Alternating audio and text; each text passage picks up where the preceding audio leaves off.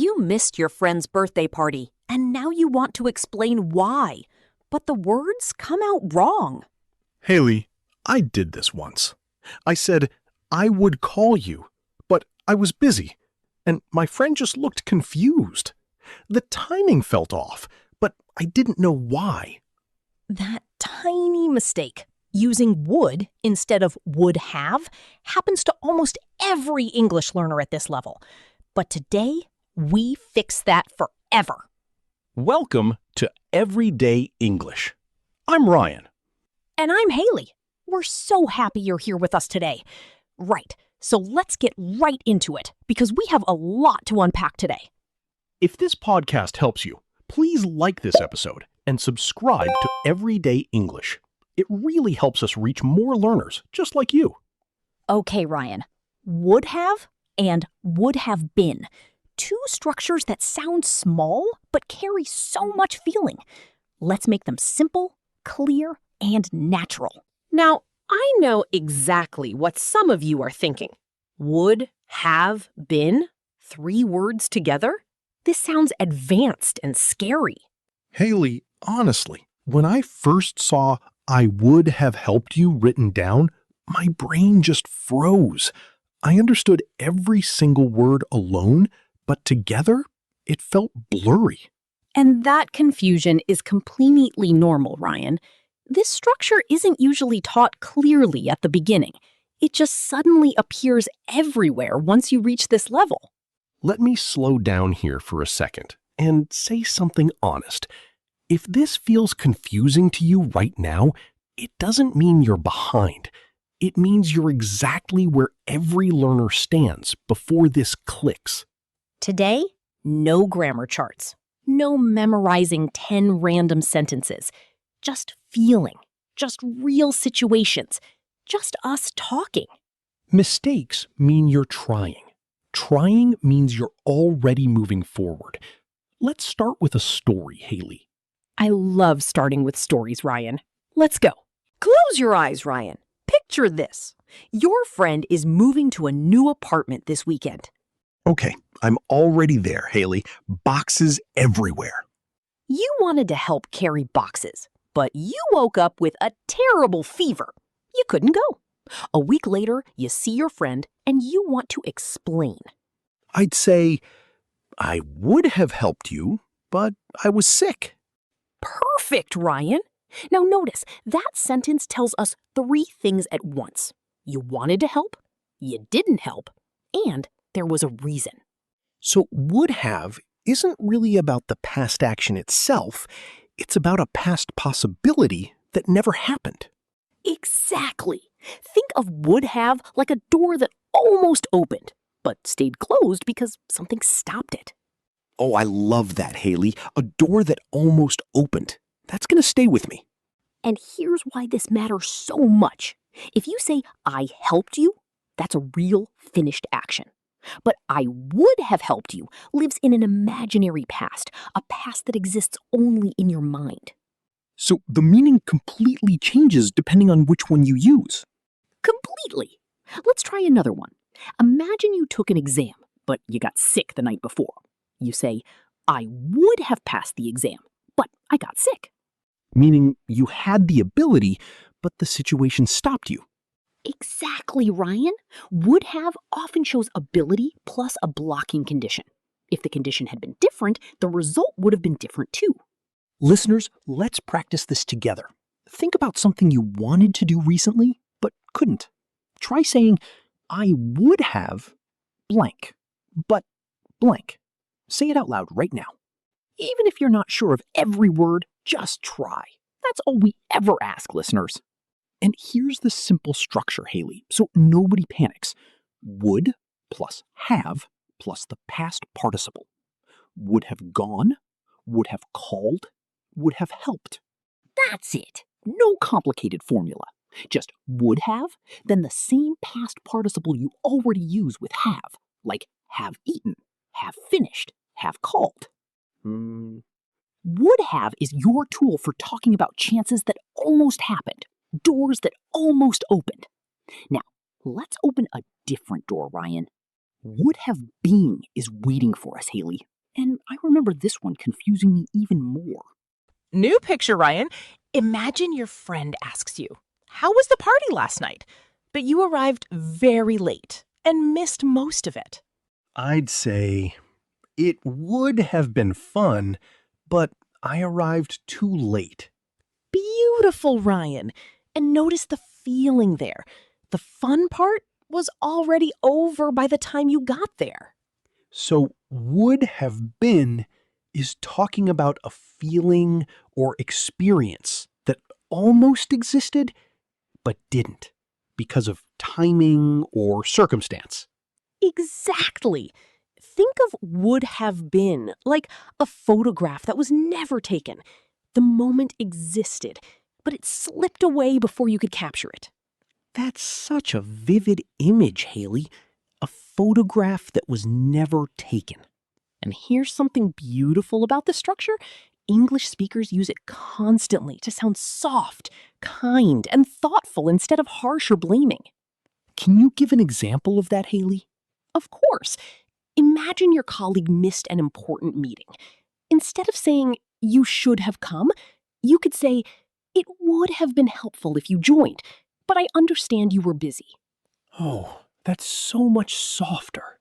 It explains the situation without making anyone feel attacked. Exactly, Ryan. That's why this structure feels so socially important. It lets you express disappointment gently, without sounding aggressive. Listeners, let's practice. Think about an event you missed recently. Try saying, "It would have been blank, but blank." Pause us and say it out loud. And remember, would have shows your intention. Would have been shows the feeling or experience that almost happened. That distinction is so clear now, Hailey.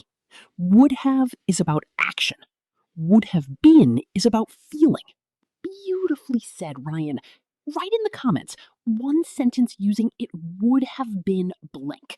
We want to hear your real life examples. Now, Hailey, there's something deeper here, right? What about when both ideas come together in real conversation? That's exactly where we're heading next, Ryan. And listeners, this part connects everything we've learned so far.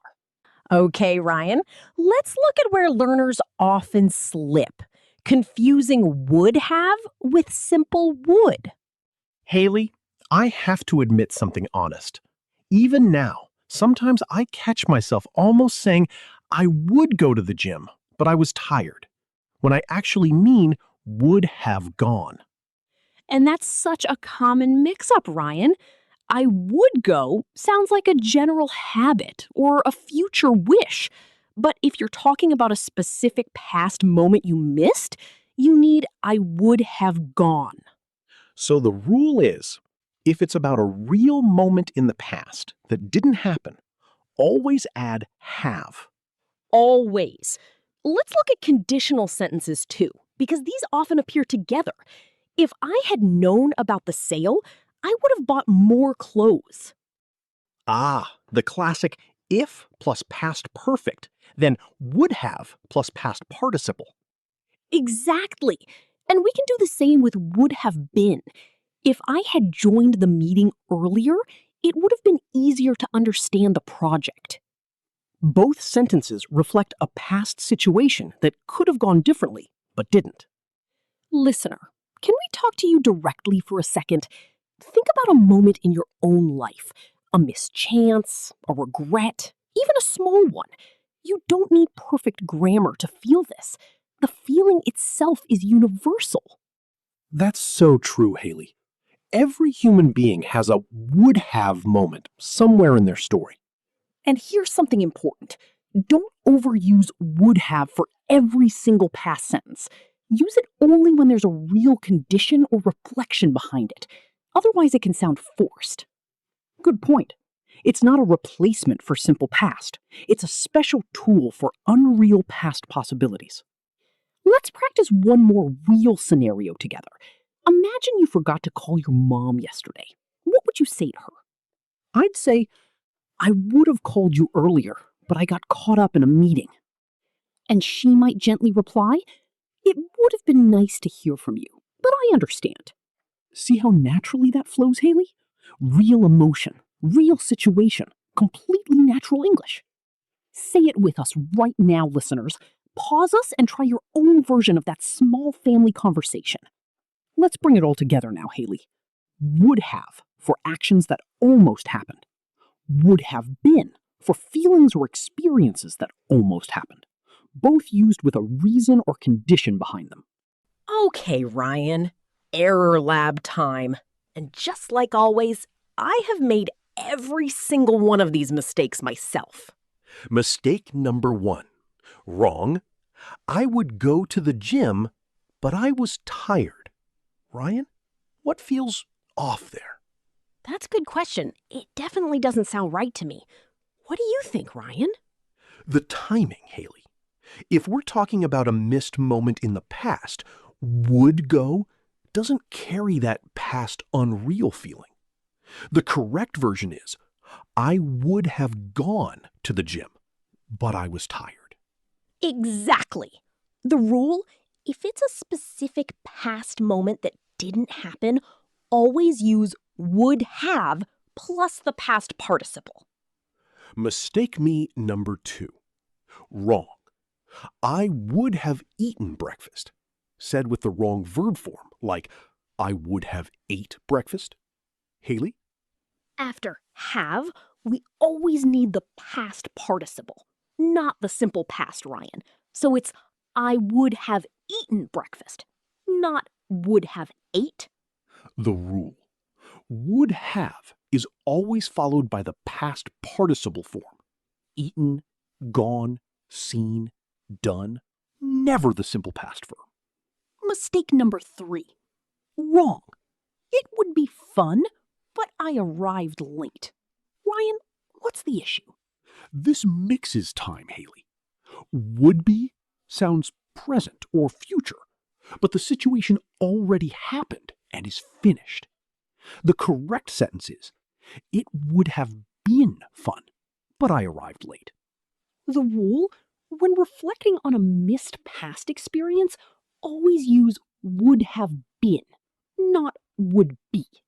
And mistake number 4, overusing would have for sentences that don't need it at all.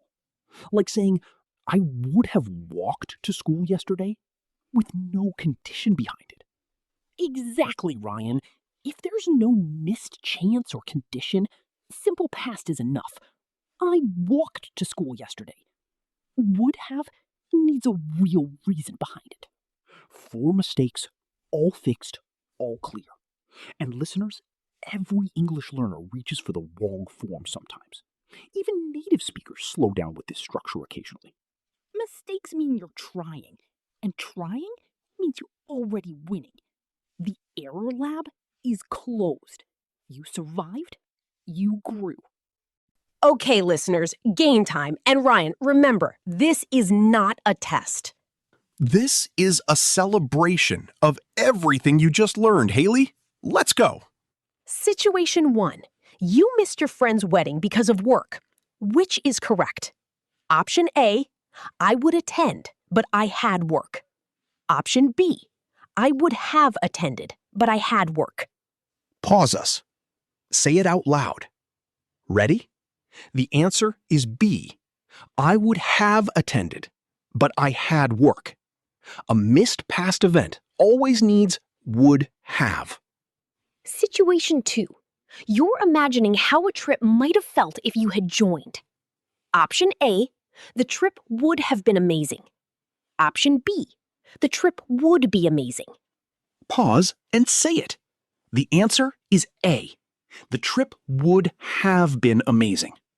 It's reflecting on a past experience that already happened without you. Situation 3. Your friend forgot to text you back. You explain politely. Option A, I would have texted you, but my phone died. Option B, I would text you, but my phone died. The answer is A. I would have texted you, but my phone died. Past moment, past unreal condition, would have. Listeners, write in the comments, how many did you get right? 1, 2, or all 3? We genuinely want to know. And here's your challenge. Write one sentence using would have and one using would have been about something real from your own week. We read every single comment. One final time, the simple feeling behind both. Would have is for actions that almost happened. Would have been is for feelings or experiences that almost happened. Communication is more important than perfection. Always, always, always. Look at what you just did today, Ryan. Would have and would have been. Two structures that confuse so many learners at this level, and you walked through both of them. Let me list what we learned, Hailey. Number 1, would have, for actions that almost happened but were stopped by a real reason. Number 2, would have been, for feelings or experiences that almost existed but slipped away. And number 3, both need a real condition behind them, not just any past sentence. Now, close your eyes for just a moment, listeners. Imagine yourself 1 year from now. You're in a real conversation, explaining a missed chance to a friend. And without thinking, without translating in your head, The right words simply come out, naturally, confidently. that's where you're heading. And today was one more step toward that version of you. Tell us in the comments, which one felt harder today? Would have or would have been? We read every comment, every single one. And if this episode helped you even a little, please share it with one friend who's learning English too. Learning together is always better than learning alone. Don't forget to like this episode and subscribe to Everyday English. We make episodes just like this one every single week. If you are listening to this alone right now, late at night, early in the morning, or on your commute, know this. Many learners around the world are doing exactly the same thing right at this moment. You are not alone. Let me slow down here for one last moment, Hailey, and say something I really mean. Go ahead, Ryan. Every regret you've ever explained in your own language, you can now explain in English too. That's not a small thing. That's real growth. You showed up today. You listened. You tried. That already makes you better than yesterday. See you next time on Everyday English. Keep speaking. Keep believing. Bye, everyone.